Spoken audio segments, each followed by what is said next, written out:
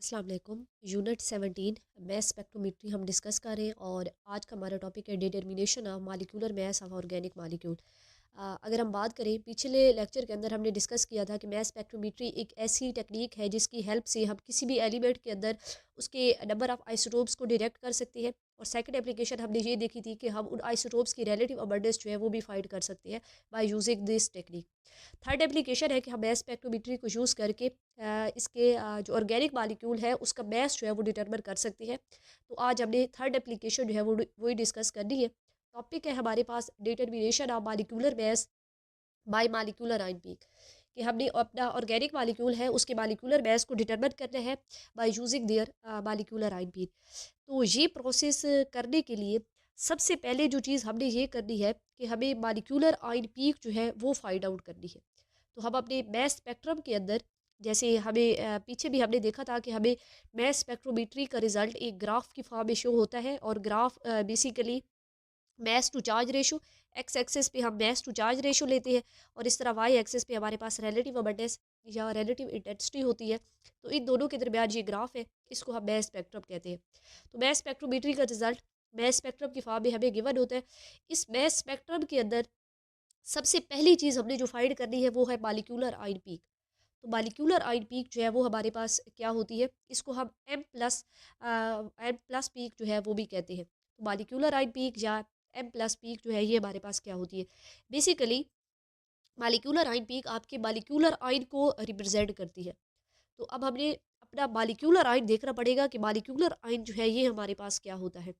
तो हम थोड़ा सा यहाँ पे मैथ स्पेक्ट्रोमेट्री जो है उसका बेसिक वर्किंग प्रिंसिपल डिस्कस कर लेते हैं कि मैथ स्पेक्ट्रोमेट्री जो है वो काम किस तरह से करती है और हमें कौन से प्रोसेस जो है वहाँ पे परफॉर्म हो रहे होते हैं। तो सबसे पहले हम जो भी अपना गिवन सैंपल है वो मैथ स्पेक्ट्रम के अंदर इंटर करते हैं गिवन सैंपल।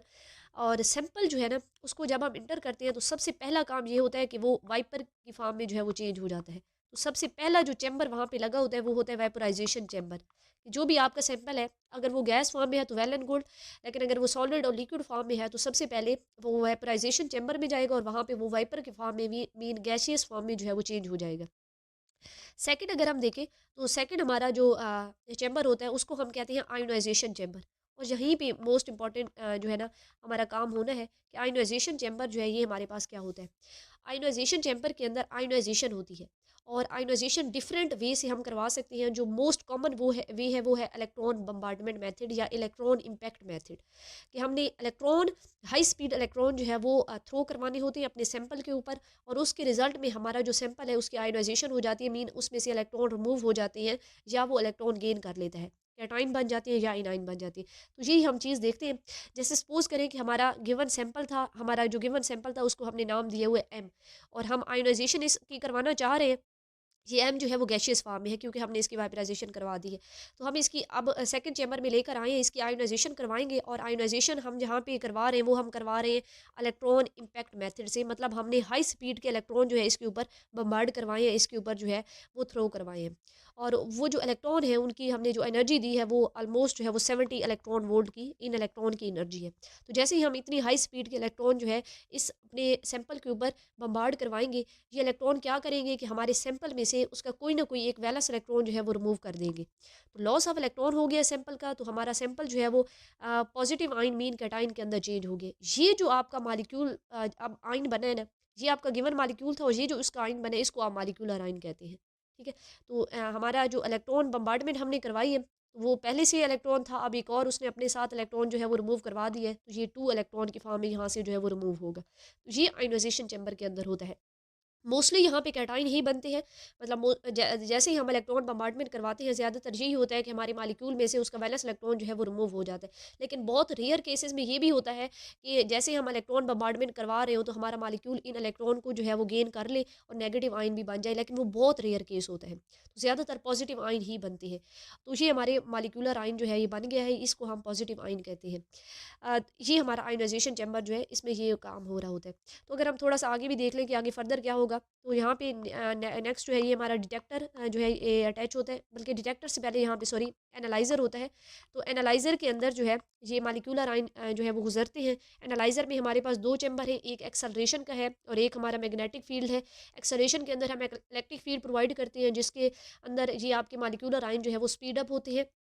और जब नेक्स्ट मैग्नेटिक फील्ड में जाते हैं तो उसके अंदर जो है ना ये डिफ्लेक्ट हो जाते हैं। मैग्नेटिक फील्ड के अंदर ये डिफ्लेक्ट होंगे, क्योंकि ये पॉजिटिव आयन है तो ये उसकी नेगेटिव प्लेट की तरफ जो है वो डिफ्लेक्ट होंगे। तो वो जब ये मॉलिक्यूलर आयन डिफ्लेक्ट होते हैं तो उसके बाद नीचे जो है हमने डिटेक्टर लगाया होता है, तो वो वहाँ पे डिटेक्टर के ऊपर जो है वो डिटेक्ट हो जाते हैं और लास्ट पे हम रिकॉर्डर पे रिजल्ट जो है वो रिकॉर्ड करते हैं in the form of this mass spectrum. तो इस तरह हमारा ये पूरा जो है ना मैस स्पेक्ट्रोमीटरी काम करता है। तो ये हमने थोड़ा सा बेसिक प्रिंसिपल देखा। एक्चुअल में हमारा पर्पस यहाँ पे ये था कि हम मॉलिक्यूलर आयन जो है उसको अंडरस्टैंड करें कि मॉलिक्यूलर आयन क्या होता है और वो कहाँ पे बनता है और वो कौन से मैस स्पेक्ट्रम के चैम्बर के अंदर बनता है। तो मॉलिक्यूलर आयन बेसिकली आपका आयोनाइजेशन चैम्बर के अंदर बनता है और वो बनता इस तरह से है कि हम जैसे ही अपने मॉलिक्यूल के ऊपर हाई स्पीड इलेक्ट्रॉन बम्बार्ड करवाते हैं तो मॉलिक्यूल का कोई ना कोई एक वैलेंस इलेक्ट्रॉन जो है वो रिमूव हो जाता है, जिसके रिजल्ट में वो चेंज हो जाता है into the cation mean ion. और वो उसको हम मॉलिक्यूलर आयन कहते हैं, M+ से उसको जो है वो शो करते हैं। तो ये जो हम पीक की बात करें, मॉलिक्यूलर आयन पीक की जो बात करें, वो इसी मॉलिक्यूलर आयन की वजह से जो है वो शो होगी हमारे मैस स्पेक्ट्रम के अंदर। तो हमने अब ये देखना है कि ये मॉलिक्यूलर आयन पीक जो है, जो कि मॉलिक्यूलर आयन की वजह से शो होनी है, ये कहाँ पे जो है वो प्रेजेंट हो सकती है, हम इसको किस तरह से जो है वो एनालाइज कर सकते हैं, इसको किस तरह से डिटेक्ट कर सकते हैं। तो याद रखना है, जो आपकी highest mass to charge ratio पे जो पीक होती है वही मॉलिक्यूलर आयन की पीक होती है। ये जो बाकी पीक्स हैं इनको हम बाद में डिस्कस करेंगे। जो आपकी हाईएस्ट मॉलिक्यूलर आयन पे पीक है ना, मतलब जो सबसे ये हमारी molecular mass to charge ratio की वैल्यू है। तो जो highest mass to charge ratio पे जो पीक अपीयर हो रही है उसको आप मॉलिक्यूलर आयन पीक कहेंगे। जैसे यहाँ पे हमारी एक पीक अपीयर हो रही है 28 पे, ये 28 वाली जो पीक है इसको हम मॉलिक्यूलर आयन पीक कहेंगे। ये हमारी मॉलिक्यूलर आयन पीक है, ये M+ पीक है। तो ये मॉलिक्यूलर आयन पीक जिस मैस टू चार्ज रेशो पे शो होती है वही आपके गिवन मॉलिक्यूल का मॉलिक्यूलर मैस होता है। जैसे अगर हम यहाँ पे एक गिवन एग्जांपल में देखें तो ये हमें इथीन का मैस स्पेक्ट्रम दिया हुआ है और इथीन का अगर हम मैस मॉलिक्यूलर फार्मूला देखें तो C2H4 है और इसका मैस जो है वो 28 है। तो मीन जब हमने इलेक्ट्रॉन बम्बार्डमेंट करवाई है ना, ये बात याद रखना है, जब हमने इसके ऊपर इलेक्ट्रॉन बम्बार्डमेंट जैसे हमने करवाई थी, इलेक्ट्रॉन हाई स्पीड इलेक्ट्रॉन इसके ऊपर जो है वो बम्बार्ड करवाए थे, तो इसमें से एक इलेक्ट्रॉन इसका वैलेंस रिमूव हो गया था। तो इलेक्ट्रॉन रिमूव हुआ था, इसके जो नंबर ऑफ प्रोटॉन है या नंबर ऑफ न्यूट्रॉन है उनके ऊपर कोई इफेक्ट नहीं पड़ा था। और हमें पता है कि mass number is the sum of number of protons and the number of neutrons. तो नंबर ऑफ प्रोटॉन्स और नंबर ऑफ न्यूट्रॉन्स कांस्टेंट रहे हैं, इसलिए जब ये आपका जो इथीन है जैसे C2H4 है, तो आफ्टर इलेक्ट्रॉन बम्बार्डमेंट ये आयन में चेंज हो जाएगा, C2H4 पॉजिटिव आयन बनेगा, लेकिन इसका मैस के ऊपर कोई इफेक्ट नहीं पड़ेगा, इसका मैस फिर भी 28 रहेगा। तो हमें एक पीक अपीयर होनी चाहिए 28 पे, main highest mass to charge ratio पे, और ये 28 की पीक है, इसको हम मॉलिक्यूलर आयन पीक कहते हैं और ये आपके मॉलिक्यूलर आयन की वजह से जो है वो शो होती है। तो जो मॉलिक्यूलर आयन पीक है, जो आपके मॉलिक्यूलर आयन को जो है वो रिप्रेजेंट कर रही है, जैसे ये C2H4 पॉजिटिव को रिप्रेजेंट कर रही है, तो उसका जो मैस है वो जिस मैस टू चार्ज रेशो पे अपीयर हुई है, जैसे ये 28 पे अपीयर हुई है, तो 28 ही इसका जो है वो मॉलिक्यूलर मैस होगा। तो इस तरह मॉलिक्यूलर मैस जब भी आपने फाइंड करना है तो हम मॉलिक्यूलर मैस फाइंड करते हैं by detecting the molecular ion peak in the mass spectrum. तो ये हमने देखा कि मॉलिक्यूलर आयन पीक जो है वो होती कहाँ पे है। तो मॉलिक्यूलर आयन पीक जो है वो highest mass to charge ratio पे होती है। जैसे यहाँ पे सबसे ये नीचे बहुत सी पीक्स जो है वो अपीयर हो रही है 5 पे, 10 पे, 15 पे, ये हमें डिफरेंट जो है 25, 24 पे। तो जो हाईएस्ट पीक अपीयर हो रही है वो 28 पे है, तो यही हमारी मॉलिक्यूलर आयन पीक है। अभी आप लोग जो है वो सोच रहे होंगे कि एक पीक जो है वो 29 पे भी अपीयर हो रही है, तो हम इसको जो है वो क्यों मॉलिक्यूलर आयन पीक नहीं कहते, इसको M+1 पीक कहते हैं। ये सेकंड पीक है, ये इसको याद रखना है। फर्स्ट हमने मॉलिक्यूलर आयन पीक देखी, तो दूसरी आपने M+1 पीक जो है वो याद रखनी है। M+1 पीक जो है ये आपकी आइसोटोप की वजह से होती है, हैवी आइसोटोप की वजह से। जैसे हमने पिछले लेक्चर के अंदर डिस्कस किया था कि कार्बन के जो है वो 3 आइसोटोप हैं, कार्बन 12 है, कार्बन 13 है और कार्बन 14 है। तो बाकी सारे जो है मालिक्यूल उनके अंदर तो कार्बन जो है, जैसे ये इथीन है तो हमने इसका मैस इन दोनों कार्बन का 12 ही कंसिडर किया, तो इसलिए इसका 28 जो है वो मैस निकल के आया। अब ये भी हो सकता है कि एक इथीन के मॉलिक्यूल में एक कार्बन जो है उस वो कार्बन 13 प्रेजेंट हो। तो इसलिए उसका मास 28 के बजाय अगर आप कैलकुलेट करेंगे ना, एक कार्बन का 12 कंसीडर करें, दूसरी कार्बन का 13 रखें और 4 हाइड्रोजन है, आप इसको जो है वो सॉल्व करें तो ये आपका 29 निकल के आएगा। तो ये आपकी हैवी आइसोटोप मीन कार्बन 13 की वजह से जो है वो पीक अपीयर होती है। और इसको जो है ना डिटेक्ट करने के लिए आपने ये याद रखना है कि ये आपकी मैस जो मालिक्यूलर आयन पीक है, एम प्लस पीक है, उससे भी ये पहले अपीयर होगी और इसकी बहुत ही लो रिलेटिव अबंडेंस होगी। इसकी लेस देन 1% जो है, लेस देन 1 जो है ना इसकी रिलेटिव अबंडेंस होती है। तो जो इतनी स्मॉल पीक होती है वो ज़्यादातर जो है वो M+1 पीक होती है। तो ये हमने सेकंड भी एक पीक जो है वो देख ली कि M+1 पीक जो है वो क्या होती है। इस तरह हमारे पास M+2 पीक भी हो सकती है कि अगर आपके इस इथीन के अंदर कोई जो दोनों के दोनों कार्बन मौजूद हैं, वो दोनों कार्बन 13 प्रेजेंट होते, फिर हमें पता है इसका मास 30 निकल के आता, तो फिर उस हम पी को हम M+2 पी कहते हैं और उसकी भी अबंडेंस इससे भी और ज़्यादा जो है वो कम होती।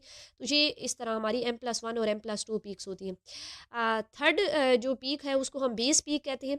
और बेस पीक जो है उसको एनालाइज करने के लिए आपने सबसे पहले जो चीज़ देखनी है वो ये है कि ऐसी पीक जिसकी सबसे ज़्यादा रिलेटिव अबंडेंस हो, मीन जिसकी सबसे ज़्यादा हाइट हो, उस पीक को आप बेस पीक कहते हैं। तो ये इतनी सारी पीक्स हैं, इनमें अगर आप देखें तो यही पीक जो है जिसको हम मॉलिक्यूलर आयन पीक कह रहे थे, यही आपकी बेस पीक भी है। इसकी सबसे ज़्यादा रिलेटिव अबंडेंस है, ऑलमोस्ट इसकी 100% रिलेटिव अबंडेंस होती है। ऐसी पीक को आप जो है वो बेस पीक कहते हैं। तो ये हमारी एक बेस पीक जो है ये है। तो इसमें तो मॉलिक्यूलर आयन पीक ही बेस पीक है, लेकिन हर केस में इस तरह नहीं होता। आपकी जो मॉलिक्यूलर आयन पीक होती है वो ज़्यादातर जो है ये भी हो सकता है कि उसकी रिलेटिव अबंडेंस कम हो और बेस पीक जो है वो कोई और पीक हो, जैसे बेस पीक यहाँ पे अपीयर हो रही हो। बेस पीक को आइडेंटिफाई करने के लिए ये याद रखना है कि उसकी रिलेटिव अबंडेंस जो है वो 100% होती है, उसको हम बेस पीक कहते हैं। तो ये हमने आज के टॉपिक में देखा कि हम किसी भी मॉलिक्यूल का मॉलिक्यूलर मास किस तरह से डिटेक्ट कर सकते हैं by using their molecular ion peak. और उसके अलावा हमने कुछ और पीक डिस्कस की कि M+1 पीक क्या होती है, M+2 पीक क्या होती है और जो है वो बेस पीक क्या होती है।